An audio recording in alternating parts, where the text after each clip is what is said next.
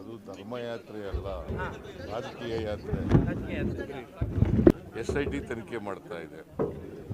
ನಮ್ಮ ಪೊಲೀಸ್ನವ್ರ ಮೇಲೆ ನಂಬಿಕೆ ಇಲ್ಲ. NIA ಮಾಡಿ ಅಂತ ಹೇಳ್ತಾರೆ. ಬಿಗಿನಿಂಗ್ನಲ್ಲಿ ಇವರು ತನಿಖೆ ಮಾಡಿ ಅಂತ ಹೇಳಿದ್ರ,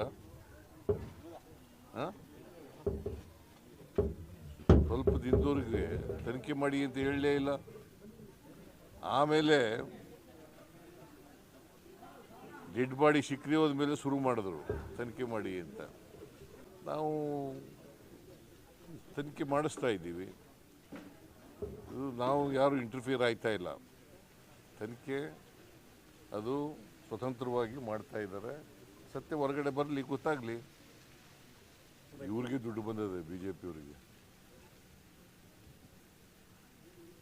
ಬಿಜೆಪಿಯವ್ರಿಗೆ ಇಷ್ಟೆಲ್ಲ ಮಾಡಬೇಕಾದ್ರೆ ಎಲ್ಲಿಂದ ಬರ್ತದೆ ದುಡ್ಡು ಇವ್ರಿಗೆ? ಯಾರು ಕೊಡೋರು ಇವ್ರಿಗೆ?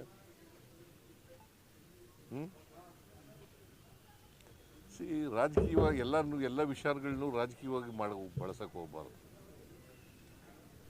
ರಾಜಕೀಯ ಮಾಡಲಿ, ವಿರೋಧ ಪಕ್ಷದವರು ಟೀಕೆ ಮಾಡಲಿ ಸರ್ಕಾರದ ಮೇಲೆ, ಬಟ್ ಎಲ್ಲನೂ ರಾಜಕೀಯಗೊಳಿಸಬಾರ್ದು. ಇವರು ರಾಜಕೀಯಕ್ಕೋಸ್ಕರ ಮಾಡ್ತಾ ಇದ್ದಾರೆ. ಇದರಲ್ಲಿ ಸತ್ಯ ಏನಿಲ್ಲ, ಅಸತ್ಯ ಇರ್ತಕ್ಕಂಥದ್ದು.